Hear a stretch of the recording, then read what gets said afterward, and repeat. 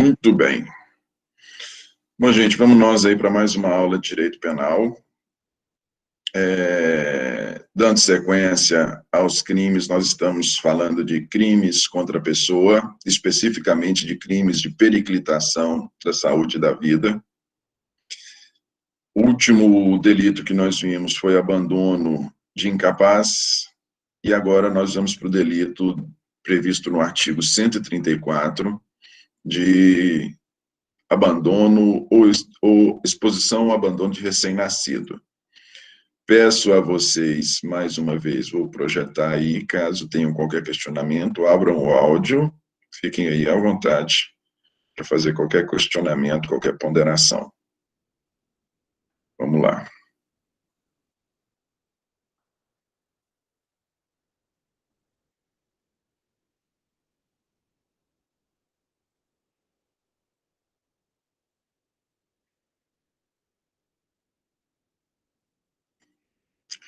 Vamos lá, gente, olha lá.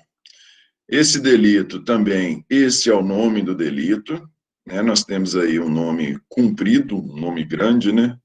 Exposição ou abandono de recém-nascido. Vocês vão ver que, de certa forma, ele se assemelha um pouquinho com o anterior. No delito anterior, nós temos abandono de incapaz, abandono de incapaz. Podemos entender, pela natureza, pela proximidade entre os dois crimes, nós podemos entender que o abandono de exposição ou abandono de recém-nascido, ele seria um tipo especial com relação ao tipo de abandono de incapaz, porque as condutas se aproximam, porém, no abandono de recém-nascido, o delito ele traz alguns elementos que o tornam especial, que o tornam específicos. Que o torna específico. Ele é direcionado a uma classe específica de autores e de vítimas. Beleza? Olha lá, como consta do artigo 134. Expor ou abandonar recém-nascido para ocultar desonra própria. Expor ou abandonar recém-nascido para ocultar desonra própria. Pena, detenção de 6 meses a 2 anos. Parágrafo 1º. Se do fato resulta lesão corporal de natureza grave, detenção de 1 a 3 anos. Se resulta morte, detenção de 2 a 6 anos. Olha só, gente, aqui o que nós temos? O que nós temos de especial com relação ao delito de abandono de incapaz? Primeiro deles, a vítima trata-se de um recém-nascido, ou seja, alguém que trata-se de uma criança que nasceu com vida.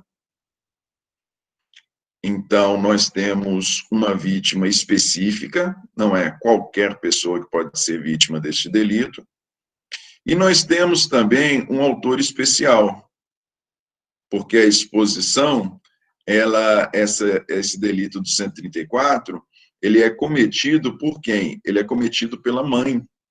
Expor ou abandonar recém-nascido para ocultar desonra própria. Lógico que esse crime aqui, ele é um delito muito antigo, né? Como Código Penal, nós temos vários delitos assim, antigos que, de certa forma, não acompanham a evolução, né? A lei, ela tem que ser, a lei, ela não é revogada pelo desuso, né? Nós sabemos disso. Ela teria que ser expressa ou tacitamente revogada, o que ainda não aconteceu. O exemplo clássico que se cita aqui, para ocultar desonra própria, seria, por exemplo, uma gravidez resultante, uma gravidez que ocorre com uma mulher que ainda não tem uma relação constituída, seja um casamento, seja uma união estável, seja uma relação de qualquer natureza, e lógico, nós temos que falar, como eu estou dizendo para vocês, a lei, a letra fria da lei, ela não acompanha a evolução da sociedade. O que nós temos aqui? Lógico que se estivermos falando, isso aqui é possível de nós pensarmos, isso aqui é possível de nós pensarmos em uma cidade, por exemplo, em uma cidade pequena, ou mesmo não sendo uma cidade pequena, vamos falar assim, em uma comunidade, e falar em comunidade pode ser inclusive em uma cidade grande, ou comunidade restrita, fechada, mas em uma comunidade muito tradicional, onde ter um filho estando solteira seria uma desonra muito grande, correto? Em função disso, em função da mulher estar motivada quando abandona ou expõe o seu filho recém-nascido à situação de perigo, nós estamos falando de crime de perigo, em razão dela estar motivada por essa desonra própria, para ocultar desonra própria, ou seja, ela tem uma motivação que não a mera maldade, nós vamos observar, se olharmos os delitos anteriores, quer ver? Vamos achar aqui. Aqui, ó. Se nós olharmos os delitos anteriores, nós vamos ver que a pena é maior. Eu disse para vocês que o abandono de recém-nascido, ele é um tipo especial com relação ao abandono de incapaz. Olhem aqui para vocês verem.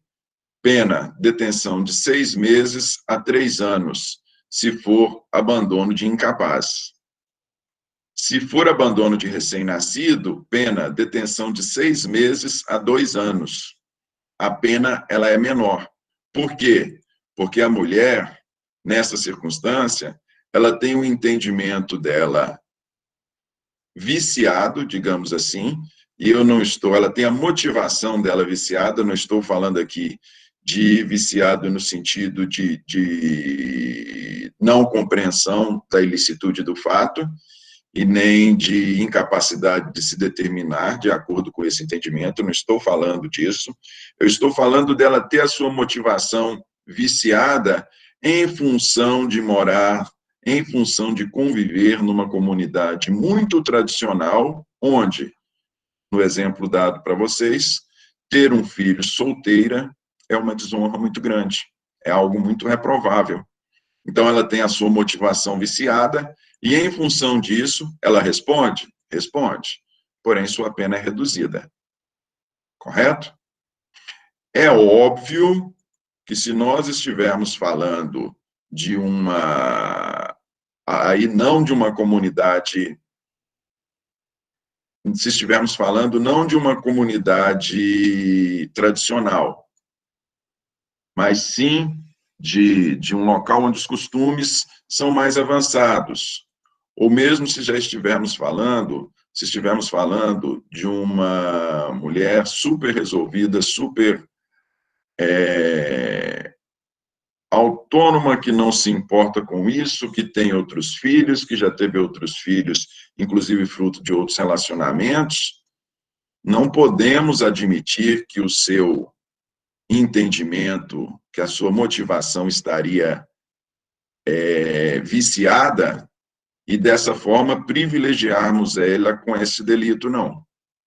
Porque nessa circunstância, o fator desonra própria não estaria presente. Essa segunda parte aqui do delito, ocultar a desonra própria, não estaria presente. Se ele não está presente, o que acontece? Ao invés da mulher responder pelo delito de exposição ou abandono de recém-nascido, ela vai responder pelo delito de abandono de incapaz. Aí, por não ter o seu entendimento, a sua motivação viciada pela comunidade em que vive, pelo meio em que vive, a sua pena vai ser maior, de 6 meses a 3 anos. Vejam aí que interessante a sabedoria do direito. Classificação Sujeito ativo e sujeito passivo. Sujeito ativo é a própria mãe, não é ela que comete, a mãe que comete o delito para ocultar a desonra própria. Sujeito passivo é o recém-nascido. Vamos lembrar, gente, que essa mulher não está sob efeito de estado puerperal. Se ela tiver sob efeito de estado puerperal, nós não vamos estar falando de exposição, né?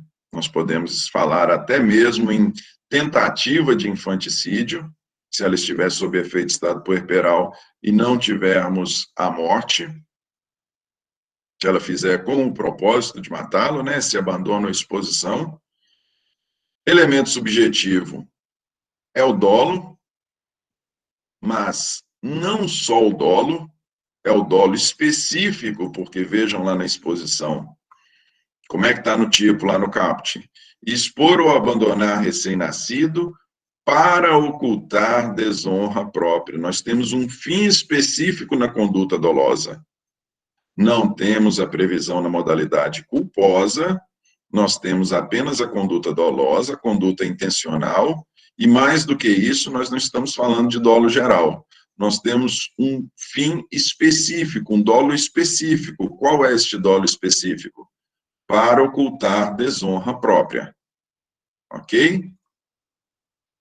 Objetos material e jurídico. Objeto material é a criança, o recém-nascido, sobre o qual recai a conduta. E objeto jurídico, nós estamos falando de crimes de periclitação da vida e da saúde. Objeto jurídico, objetos jurídicos são vida e saúde. Ok? Como já dito, por ser um crime que só pode ser cometido por uma pessoa que detém uma qualidade especial, é um crime próprio. Que qualidade especial é essa? Tem que ser mãe e mãe de um recém-nascido, então é um delito próprio. Não é qualquer um que possa cometer esse delito. É um delito material, é um delito material, ou seja, nós precisamos da efetiva exposição, nós precisamos da efetiva exposição à situação de perigo, correto? Não basta a mera enquadramento na conduta, aquele não é um delito de perigo presumido, nós precisamos da efetiva exposição, nós precisamos deste resultado naturalístico, que é a exposição concreta à situação de perigo. Precisamos demonstrar que, em função do abandono, o recém-nascido ele se sujeitou à situação de perigo para a sua vida ou para a sua saúde. É um delito de forma livre. Essa exposição, esse abandono pode se dar das mais diversas naturezas, né, desde deixar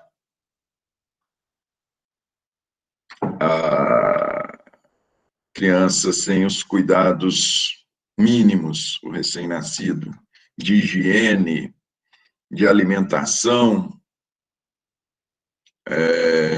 o mesmo cuidados, né, que a gente estabelece ali, cuidados mínimos até de segurança.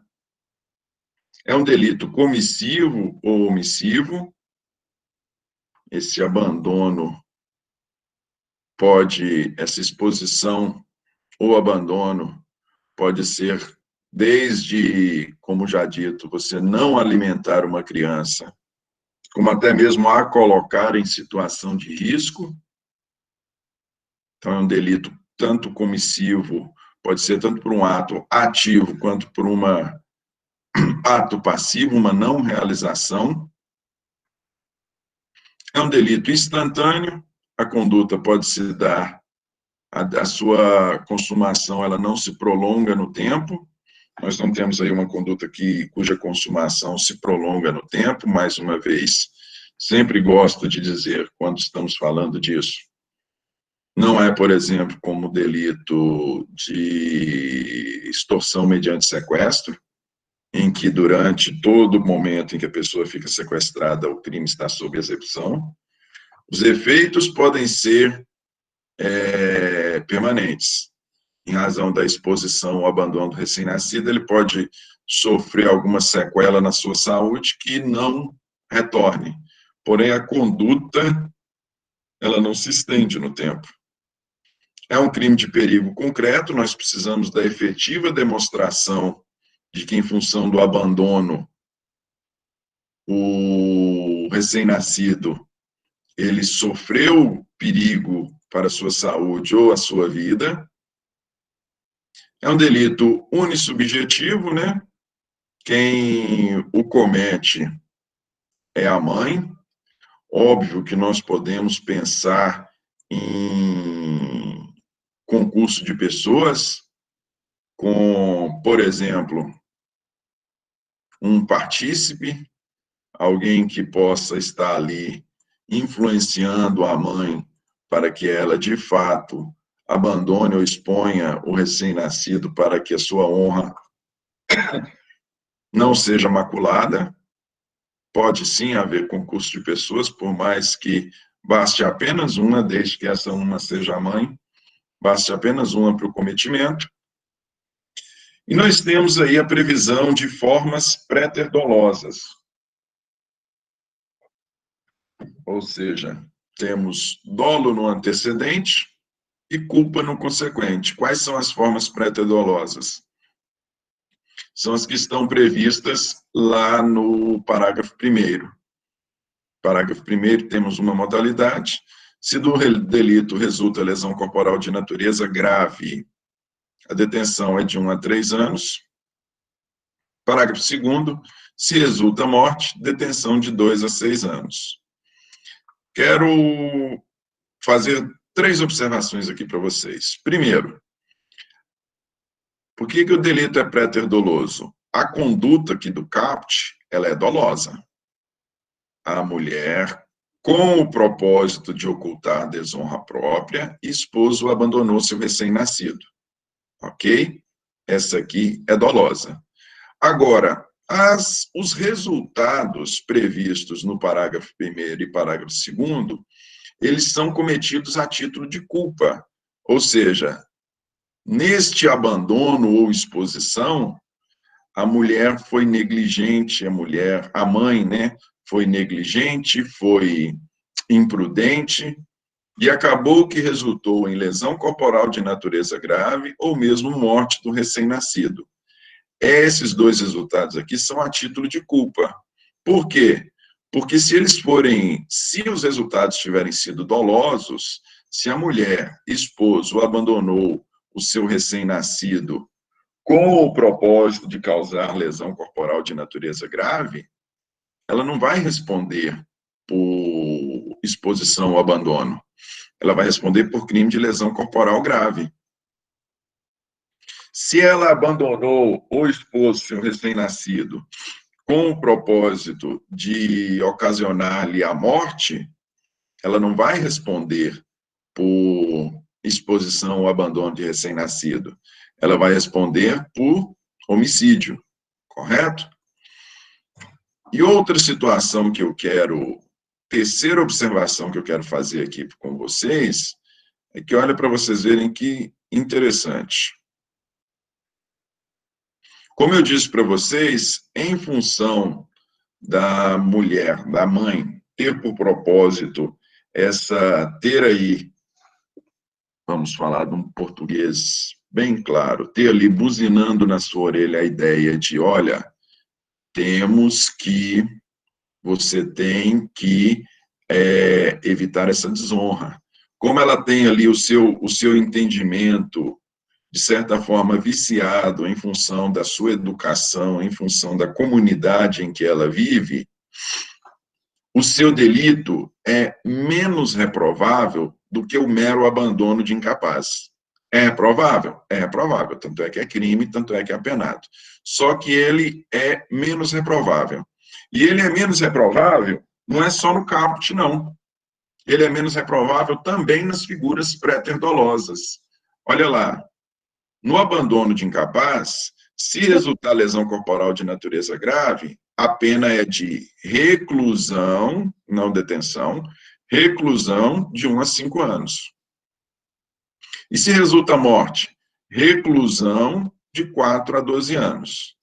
Se estivermos falando do exposição ao abandono de recém-nascido, a pena é de detenção no CAPT, de 6 meses a 2 anos. Se resultar lesão corporal de natureza grave, detenção de 1 a 3 anos. E se resultar a morte, detenção de 2 a 6 anos. Professor, Correto? Oi. bom dia. Se uma mulher, por exemplo, ela dá criança para adoção, por exemplo, entre aspas, adoção, né? Ela acabou de sair da maternidade, ela tá vivendo essa situação, e aí ela vai lá e deixa a criança do nada com alguém, sem dizer para ninguém. Essa mulher vai ser responsabilizada? Ela deixa, por exemplo, com alguém para poder cuidar dessa criança, porque ela não vai querer a criança. Ela vai ser responsabilizada? Com essa finalidade, sob esse fundamento aqui, a responsabilização criminal. Porque, de certo modo, ela abandonou a criança.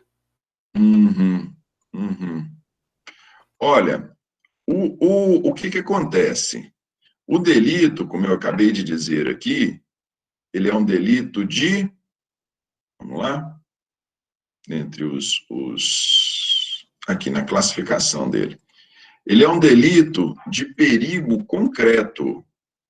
Não basta a mera exposição da criança. E é lógico, né? Se nós pensarmos assim, nós não podemos pensar que abandonar a criança é só deixar ela sozinha em qualquer lugar.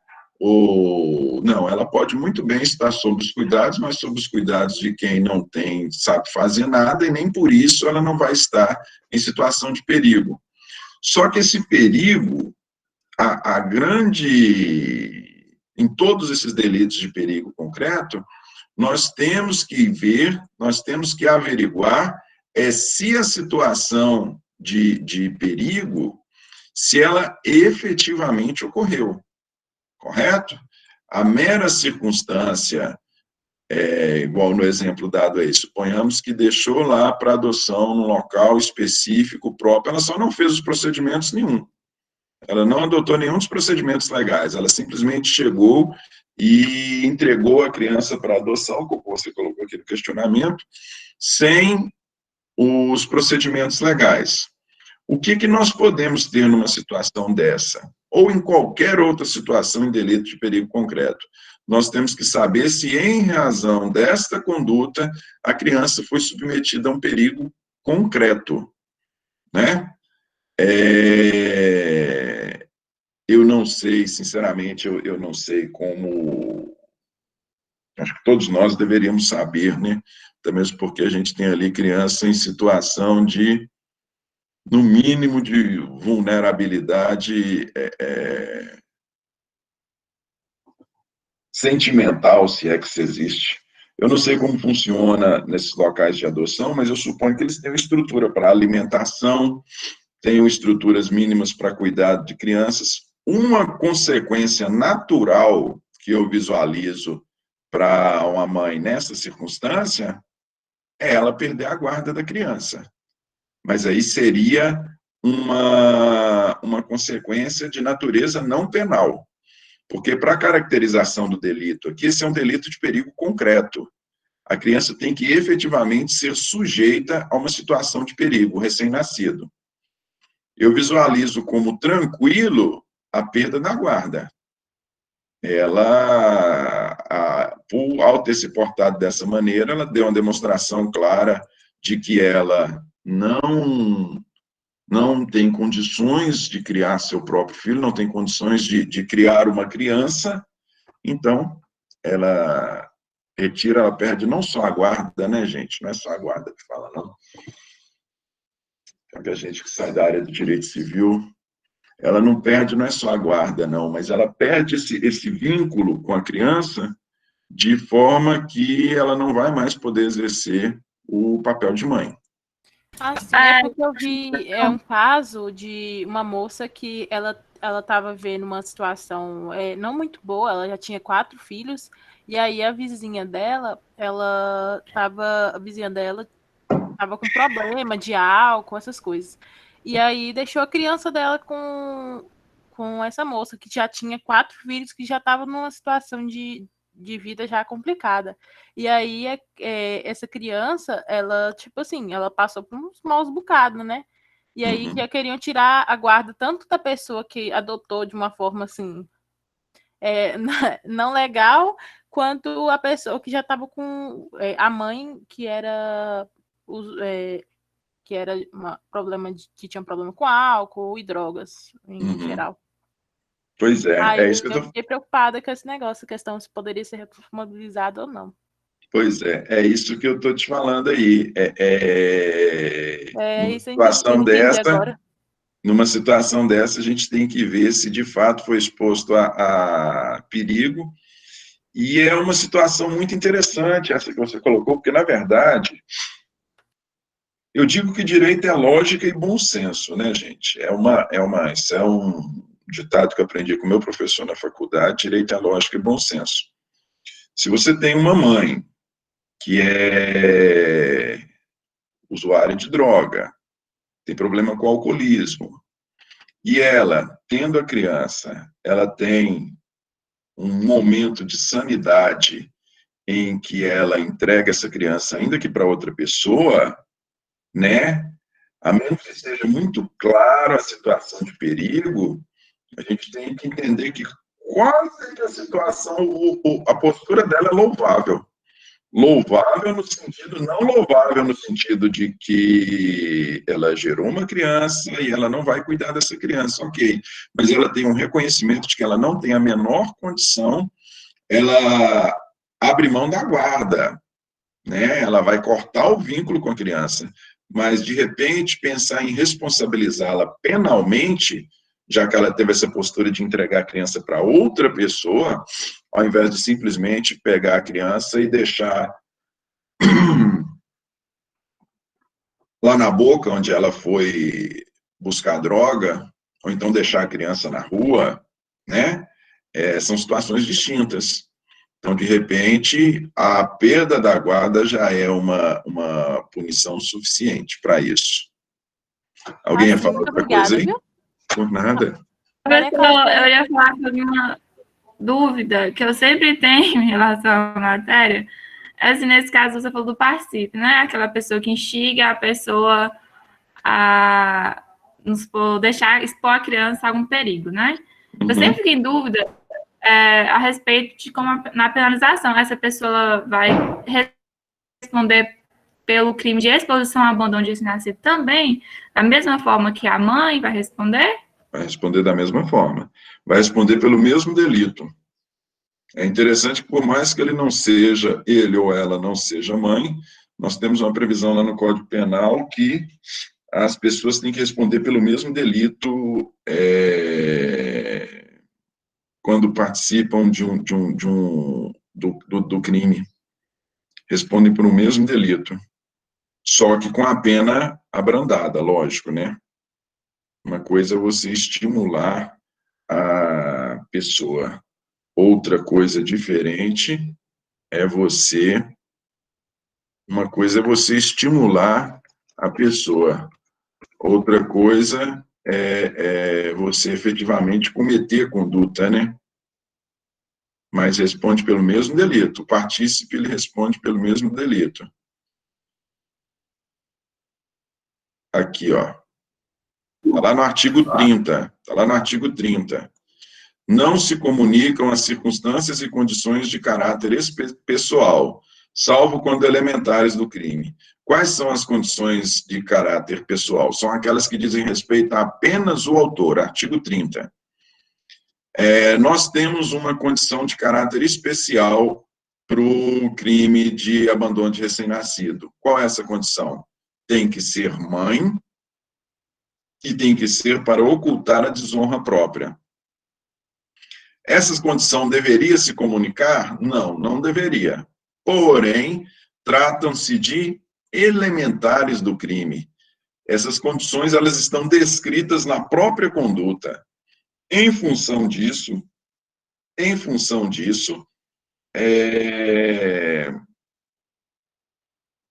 essa condição, ela se comunica. E o homem, suponhamos aí, a pessoa, o outro, o coautor, né, o partícipe, ele não tem nem a possibilidade de jamais cometer esse delito por si próprio, porque ele é homem, ele não vai ter filhos. Porém, ele pode participar, ele pode concorrer na condição de partícipe, e, em função disso, ele vai ter a sua pena diminuída.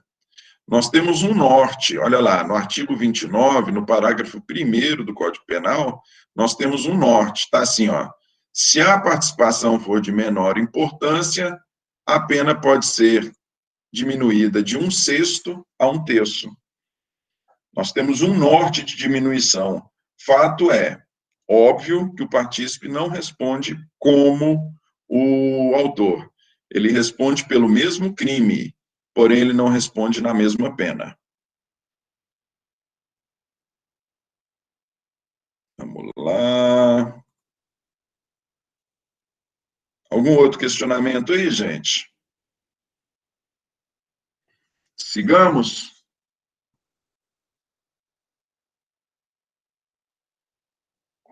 Vamos lá. Vamos passar para outra categoria aqui. Deixa eu localizar. Periclitação da vida e da saúde 2. Ainda falando de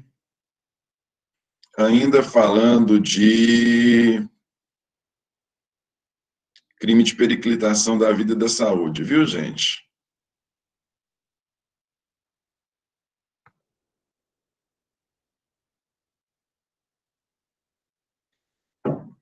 Vamos seguir.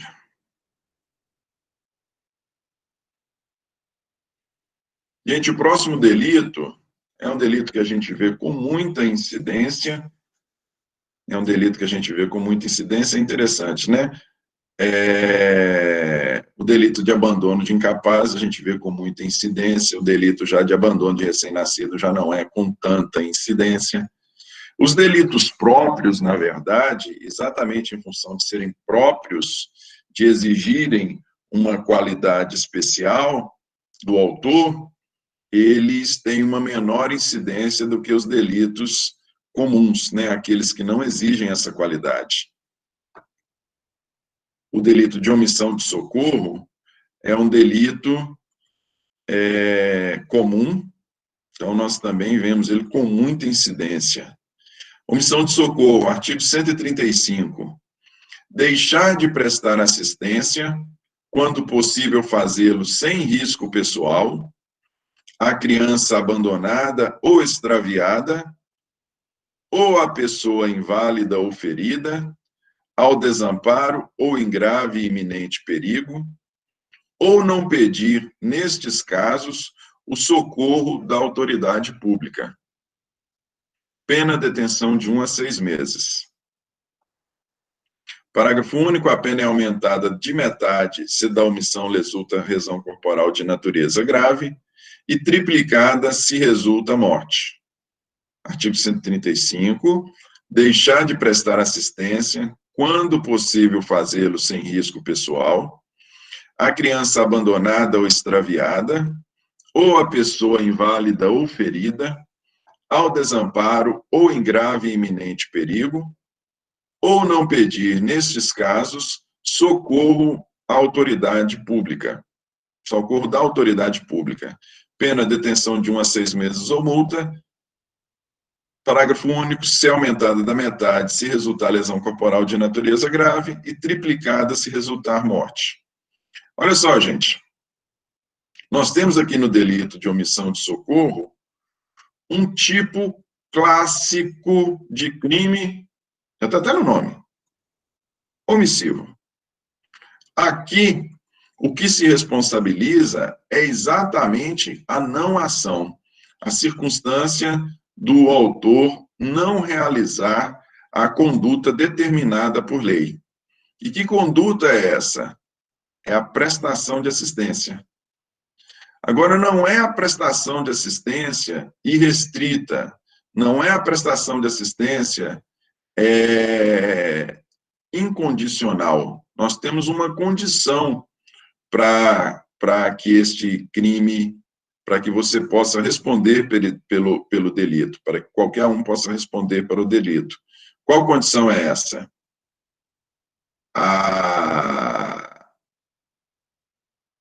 A não prestação de socorro, a não prestação de socorro, né? A não prestação de assistência, ela foi realizada, ela não foi realizada, perdão, a não prestação de assistência foi realizada, ou seja, não se prestou assistência, sendo possível fazê-lo sem risco pessoal. Se houver risco pessoal na prestação da assistência, nós não temos que falar em crime de omissão de socorro. Suponhamos que, vamos lembrar lá do triste acontecimento que teve aqui em Janaúba, onde aquela escola pegou fogo lá e algumas crianças morreram, a professora morreu. Nós não podemos, se estivéssemos ali do lado de fora, pessoas, inclusive a professora morreu prestando socorro, né? Se eventualmente aquela professora tivesse saído do local sem prestar socorro, ela não responderia por esse crime. Por quê? Porque havia risco pessoal para ela. Correto? Nós não podemos exigir que as pessoas sejam super-heróis, porque ninguém é super-herói. Se tiver risco pessoal, e o autor, não prestar o socorro em função deste risco pessoal, ele não responde por omissão de socorro. Correto? E vejam vocês que se nós só podemos falar em prestação de socorro para quem está precisando de socorro, para quem está precisando de assistência. Vocês vejam que aqui o sujeito, a vítima, é a criança abandonada, ou extraviada, ou pessoa inválida, ou ferida, ou desamparo, ou em grave ou iminente perigo. Nós precisamos de alguém que esteja, para se responder por omissão de socorro, a vítima tem que estar em uma situação de perigo. Ela tem que estar demandando essa assistência, senão não há que se falar em omissão de socorro. E, se o autor não puder prestar assistência, seja em função de risco pessoal, ou até mesmo em função de que não tenha condição de fazê-lo, seja em razão de que você não tem condições físicas, por exemplo, para fazê-lo, para prestar essa assistência, você não consegue, você não tem condicionamento físico para ir lá e resgatar a pessoa. Se você for lá, serão 2 pessoas em situação de perigo. Você tem uma segunda possibilidade. Qual é? Pedir socorro à autoridade pública. Pedir socorro das autoridades públicas. Se o autor deixar de pedir socorro à autoridade pública, podendo fazê-lo, tendo meios, você está com o seu bendito celular na mão, você fica no Zap o tempo todo, poderia ter solicitado o SAMU, o Corpo de Bombeiro, a Polícia Militar, e não o fez, você, da mesma forma, responde pelo delito. Correto? Ô, Pedro. Pois não. aconteceu comigo, minha família, é o seguinte, a gente estava voltando de Baixo de Minas e tinha um acidente de moto bem no meio da estrada. Aí a gente parou e tal, para ver como que o sujeito estava, só que geralmente a gente não pode nem mexer na pessoa, né? Quando ela está assim nesse estado. E lá não pegava sinal também no local, não tinha sinal. Uhum. Aí nessa, tipo assim, no nosso caso, a gente foi na casa de uma família, uma fazenda que lá morava perto, aí ele tinha aquele telefone de anteninha, né? E a gente ligou. Mas assim, vamos supor que não tivesse essa casa lá perto com telefone de anteninha, e lá não pega sinal. Aí, nesse caso, a pessoa... O que aconteceria? A pessoa ela não seria indiciada? Como se... Não tem como você responder, né? Porque não teria como você realizar a conduta que se espera. Como é que você vai pedir socorro, pelo menos por telefone? Como é que você pediria se não tem meios, né? E essa questão de prestar o socorro, realmente, ele é uma situação muito limite, porque igual, por exemplo, no exemplo que eu falei aí da professora, uma situação dessa é clara, tranquilo. Ou suponhamos que você tem uma criança que cai ali naquela piscininha mesmo, aquela piscina de criança do clube, uma criancinha pequenininha que está se afogando ali, que você adulto, pode entrar lá e pegar a criança sem qualquer risco pessoal, né? Eu digo isso porque muitas vezes você tem um adulto se afogando, se você não for expert, é perigoso ele, sei lá, e os dois, né? Morrerem os dois. Então, se você tem uma situação de perigo, que você possa ter uma intervenção, ok. Porque realmente, se nós estamos falando de acidente, a orientação toda é essa. Você falou certinho, a orientação é exatamente essa. Que você não tem técnicas para prestar socorro à pessoa.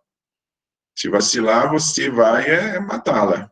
Ou, a depender de como você pega na pessoa, você pode ocasionar ali uma lesão na coluna que não vai voltar nunca mais, né? A pessoa nunca mais volte a andar.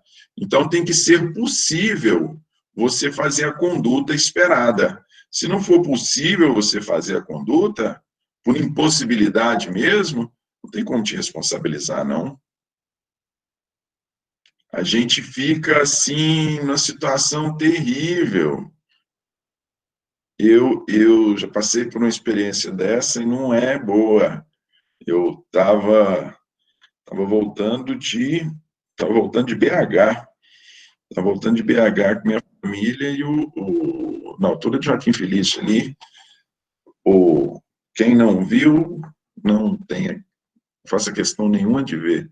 Eu vi um acidente que um veículo ele entrou debaixo de um caminhão, que o trem parecia igual esses videogame. Ele entrou debaixo do caminhão e saiu arrastando, era um cadetinho, tem muito tempo.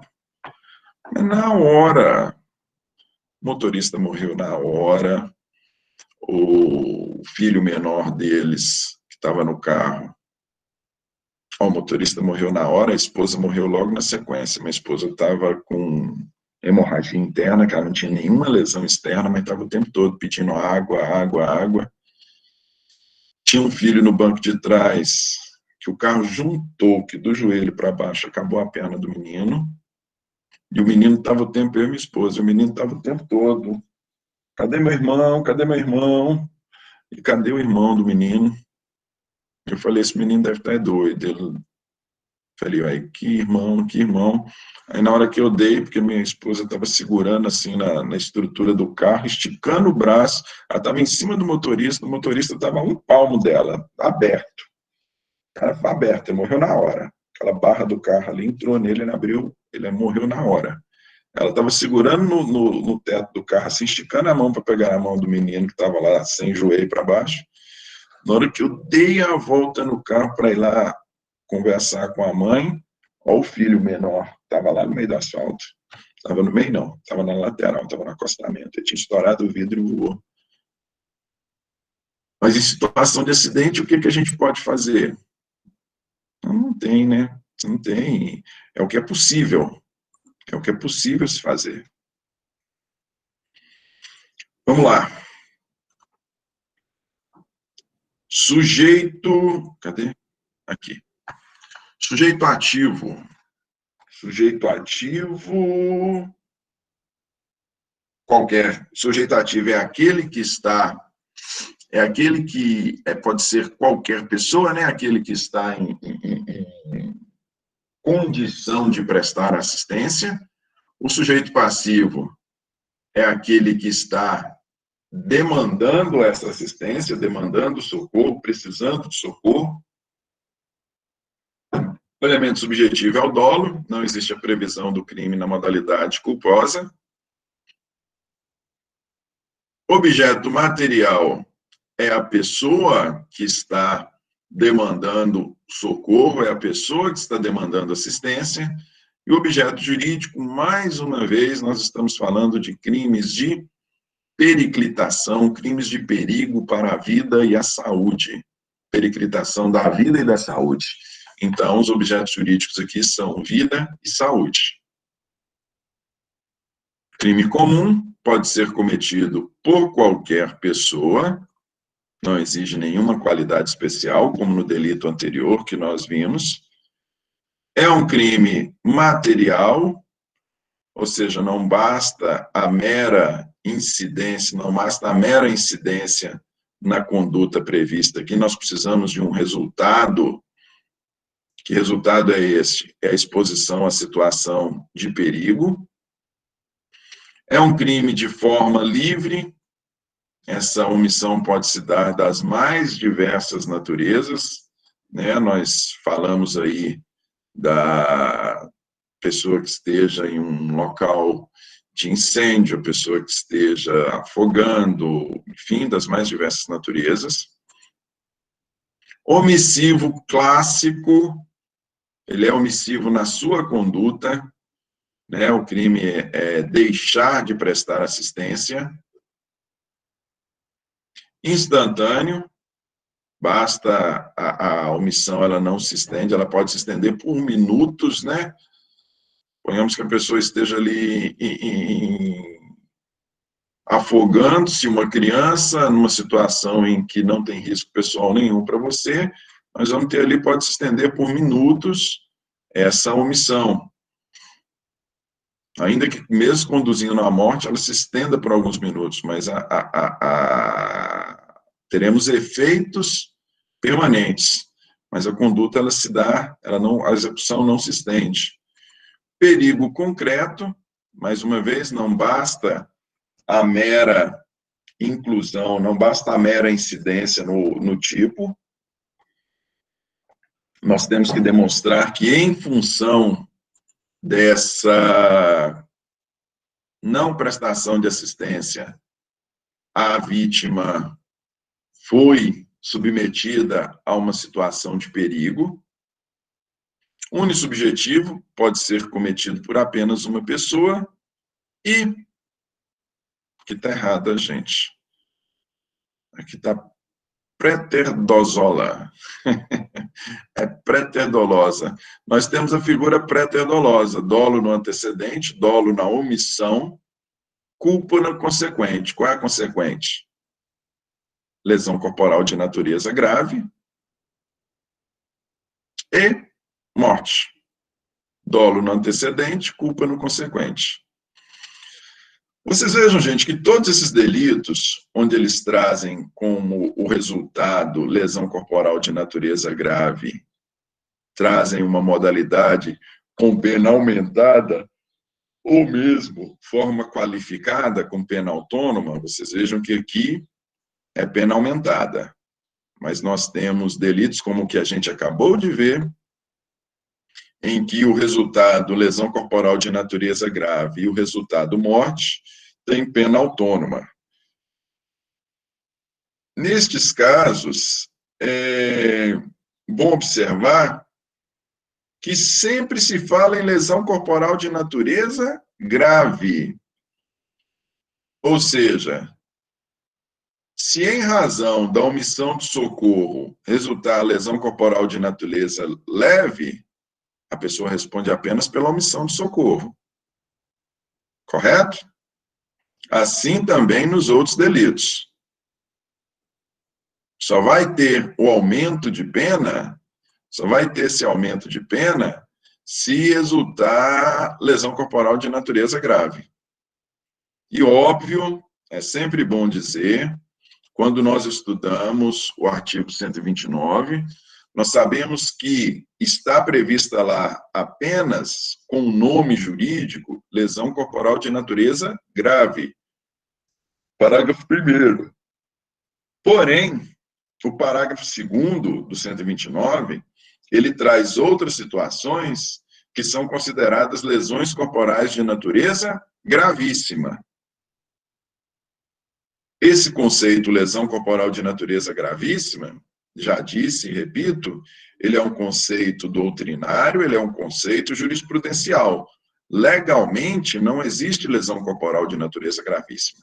Nos termos da lei, só existe lesão corporal de natureza grave. Porém, ele é subdividido. No parágrafo 1º, nós temos uma pena menor. No parágrafo 2º, nós temos uma pena maior, onde os resultados são mais graves. Quando os delitos aqui, todos esses de perigo, nas suas formas pré-terdolosas, quando eles trazem resultar lesão corporal de natureza grave, é óbvio que está aqui abarcando também a lesão corporal de natureza gravíssima, conceito doutrinário jurisprudencial. Ok? Tanto o parágrafo 1º quanto o parágrafo 2º do 129. Então, aqui.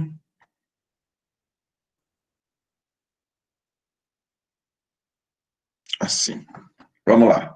Alguma dúvida aí com relação à omissão, gente? Omissão de socorro? Podemos seguir? Então vamos.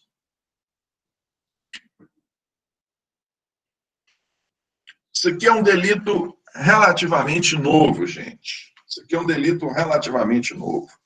É até interessante.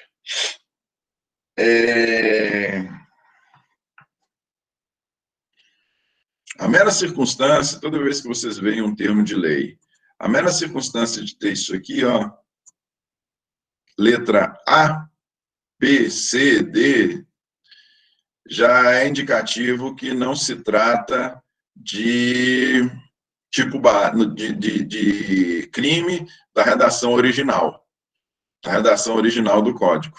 A circunstância de apresentar a letra A, letra B, letra C, é um indicativo de que não se trata de redação original, que é fruto de uma inovação legislativa. É a circunstância aqui. Este crime ele foi criado, ele foi previsto legalmente após a edição do Código Penal. Como é que é o nome do crime? Condicionamento de atendimento médico hospitalar emergencial. Condicionamento de atendimento médico hospitalar emergencial. Emergência, ok? Artigo 135-A. Exigir cheque calção, nota promissória ou qualquer garantia, bem como preenchimento prévio de formulários administrativos, como condição para o atendimento médico hospitalar emergencial. Pena, detenção de 3 meses a 1 ano e multa. Parágrafo único. A pena é aumentada até o dobro se da negativa de atendimento resultar lesão corporal de natureza grave e até o triplo se resultar a morte. Mais uma vez, artigo 135-A. Exigir cheque calção, nota promissória ou qualquer garantia, bem como preenchimento prévio de formulários administrativos, como condição para o atendimento médico hospitalar emergencial. Pena, detenção de 3 meses a 1 ano e multa. Parágrafo único. A pena é aumentada até o dobro se da negativa de atendimento resulta lesão corporal de natureza grave, e até o triplo se resulta a morte. Ok? Gente, olha lá. Vejam o nome legal do crime. Condicionamento de atendimento médico hospitalar emergencial. Olha só, não é qualquer atendimento médico. Esse delito, ele visa coibir o condicionamento de atendimento médico à situação emergencial. Ou seja, se nós estivermos falando da exigência de cheque calção, nota promissória, ou garantia, né, dar qualquer garantia, garantia real de bens, garantia fidejussória, né, que é chamada ali do fiador, ou mesmo preenchimento de formulário. Se estivermos falando de consulta médica, se estivermos falando de exames, se estivermos falando de cirurgia eletiva, não tem nenhuma ilegalidade.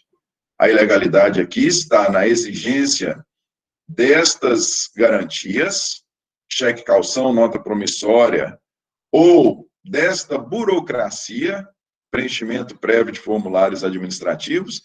A ilegalidade está na exigência destas garantias ou desta burocracia para o atendimento emergencial.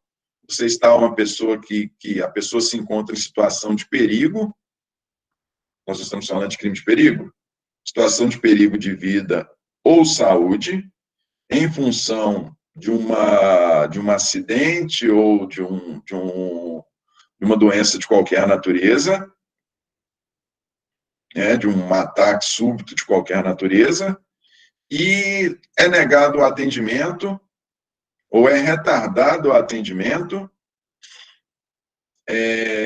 sob essa fundamentação. Correto? Então, é atendimento emergencial. Trata-se apenas de atendimento emergencial. Sujeitos ativo e passivo. Sujeito ativo é aquele que assim procede, ou seja, aquele que condiciona esse atendimento, é aquele que condiciona o atendimento, e aqui nós não podemos deixar de dizer que muitas vezes você tem ali no hospital, você tem um empregado ali na portaria, mas você tem, ele cumpre ordens de alguma pessoa que determina os procedimentos de atendimento. Então, nós não podemos responsabilizar, não é lógico, em uma situação dessa natureza, que você responsabilize o atendente, o empregado que está ali cumprindo ordens, correto? Tem que saber fazer essa distinção. Sujeito ativo é aquele que tem, aquele que detém essa obrigação do atendimento emergencial. Sujeito passivo, a vítima, né, é aquele que está a depender de tratamento emergencial. O elemento subjetivo é o dolo, não existe a previsão da conduta na modalidade culposa, e é um dolo geral, não é um dolo específico. Objeto material é a pessoa sobre a qual recai a conduta de se negar o atendimento, ou de condicionar o atendimento, né, a essas formalidades, ou ao oferecimento de garantias. Aqui. E o objeto jurídico, mais uma vez, nós estamos falando de crimes de periclitação da vida e da saúde. Objetos jurídicos, vida e saúde. Beleza? É crime próprio, não pode ser cometido por qualquer pessoa, pode ser cometido por quem? Pode ser cometido por quem determina que assim se proceda. Não é qualquer pessoa, não é qualquer um que comete o delito. O delito ele é cometido por aquele que determina que assim deve se proceder. Nós precisamos dessa qualidade especial, desse poder de decisão por parte do gerente, do diretor, do hospital, do gerente do atendimento emergencial, do diretor-geral do hospital, enfim, de quem tenha poder de mando. É um delito de perigo concreto, em função desse condicionamento, nós temos que ter uma situação de perigo, situação de efetivo perigo por parte de quem está sofrendo a conduta. É um delito material, nós estamos falando de perigo concreto, é um delito material. Ele exige essa sujeição, a demonstração dessa sujeição à situação de perigo. É um delito de forma livre, ou seja, nós não temos uma conduta vinculada. Você pode exigir cheque calção, nota promissória ou qualquer garantia de qualquer outra natureza, como eu disse.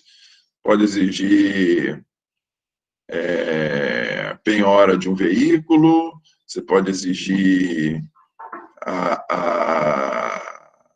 fiadores, você pode exigir preenchimento de formulários administrativos das mais diversas modalidades.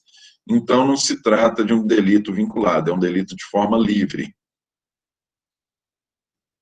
Comissivo, a própria descrição da conduta a gente já vê, a exigência de cheque, nota ou garantia.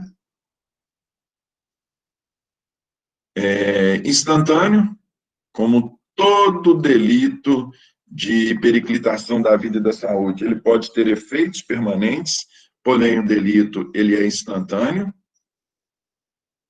A conduta é instantânea, unissubjetivo, pode ser cometido por apenas uma pessoa, e como todos os delitos de perigo, vocês vejam que interessante, todos os delitos de perigo, eles trazem consigo uma figura préter-dolosa, porque da sujeição de perigo, da sujeição da vida ou saúde a perigo, podem resultar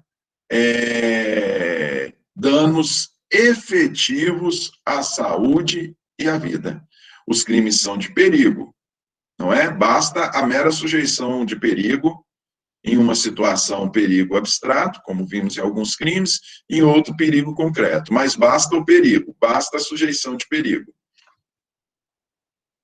Todos esses delitos, eles trazem a figura préter-dolosa, por quê? Porque nós podemos ter o efetivo prejuízo.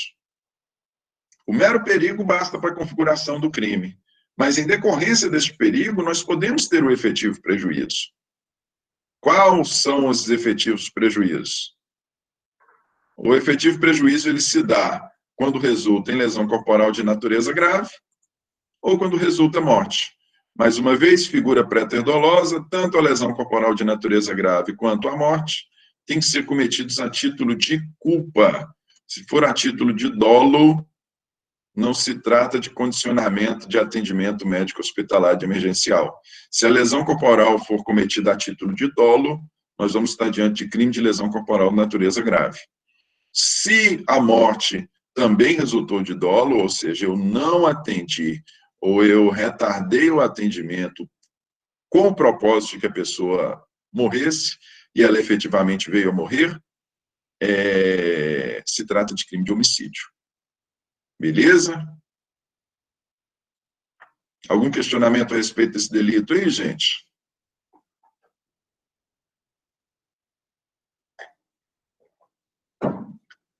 Olha só. Aproveito aqui para fazer um comentário. Eu vejo muitas faculdades, né, faculdades de direito, muitos formandos de direito, a gente tem aqui na Santo Agostinho, e em outras faculdades, lógico, muita gente de fora, gente de cidades próximas, fazendo faculdade, gente de cidades pequenas, pessoas de cidades pequenas. A minha felicidade é poder, de alguma forma, contribuir para que as pessoas saibam, para que vocês que estão aqui estudando, vocês saibam exigir direitos. Não é só pegar o diploma e botar debaixo do braço, não. Se eventualmente não vierem para o serviço público, se vierem para o serviço público, vocês vão ter suas atribuições, né? Como eu trabalho na Polícia Federal, tenho as minhas muitas atribuições lá, que eu estou o tempo todo trabalhando, exigindo direitos. Eu estou o tempo todo incomodando os outros, né? Eu vivo de trazer problema para os outros. Cheio de gente boa que me adora. Mas quem não vier para o serviço público, que saiba exigir. Saiba exigir e tenha coragem de exigir. Você tem delitos, como muitas outras condutas dessa natureza aqui, ó. Você pode falar, mas eu sou apenas um advogado, eu não vou criar confusão. Não crie confusão, sim. Pega a situação prática aqui, leva até o Ministério Público, leva até a Promotoria de Justiça, bota no papel, faça uma representação, oriente as pessoas para que assim procedam, faça uma representação, se você não quer comprar uma briga direta, faz uma representação no Ministério Público, faz uma lá no MP, dá o tempo, existe tempo legal para o Ministério Público tomar providência, te dizer sim ou não. Se ele não te dizer nem sim nem não, apresenta essa demanda via e-mail. Hoje nós temos tudo via e-mail, você não precisa nem sair de onde você está e ir a Belo Horizonte para apresentar na Procuradoria de Justiça lá, não. Apresente lá, só informando que você já apresentou a situação para o promotor aqui há 3 meses e ele não fez nada. Então, eu vejo como o grande mérito dessas muitas faculdades de direito que se espalham aí é formar pessoas que estejam habilitadas e dispostas a brigar para direitos serem efetivados. Quem vem formar na área do direito, a menos que a pessoa vá ser titular de cartório de registro civil, né, porque ele lá vai trabalhar casando os outros, registrando menino, vai trabalhar para brigar. Vai trabalhar brigando. Com alguém você vai estar brigando. Então, que faça valer e que exija. Porque a previsão legal, ela existe para todo lado, né? Mas ela só não se efetiva em muitas situações porque ninguém exige, ninguém toma coragem de exigir. Ninguém toma a frente de exigir. Entendem? Então, eu acho que o grande mérito é esse. E uma felicidade para mim é, de alguma forma, poder contribuir nessa formação. E cá sem briga mesmo, quem não chora não mama. Vamos lá. Nós já falamos.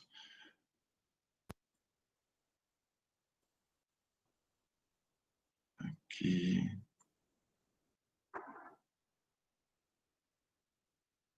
Condicionamento.